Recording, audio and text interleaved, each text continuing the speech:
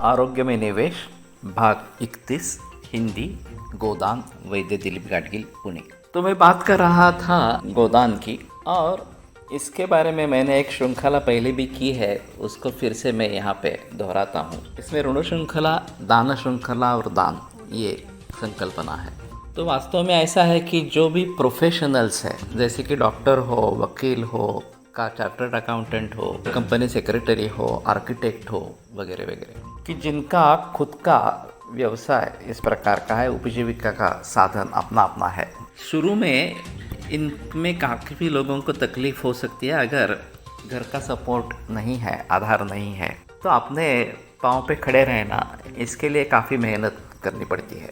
और उस समय में अगर लोगों की सहायता उनको मिलती है तो उसके आधारे वो समृद्ध होते जाते हैं, क्योंकि ये उनके उपजीविका का साधन है। सेल्फ एम्प्लॉयड इस प्रकार के प्रोफेशनल्स है, तो फिर वो अच्छा खासा कमाने लगते हैं।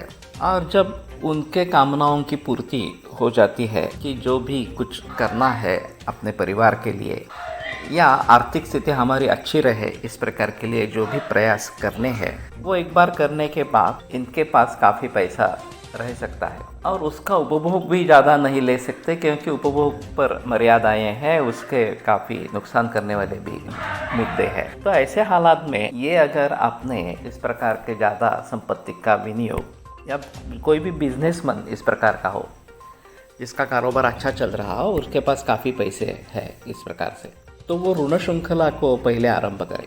कि इसी प्रकार के व्यावसायिक लोगों को, जो सेल्फ एम्प्लॉयड वगैरह इस प्रकार के हैं, उनको मदद दे, ताकि वो पैसे तो वापस कर सकते हैं। ऐसी स्थिति जिनकी हो ओवर पीरियड इस प्रकार से, उनको अगर मदद मिलती है तो फिर ये ऋण श्रृंखला आगे चालू हो जाती है।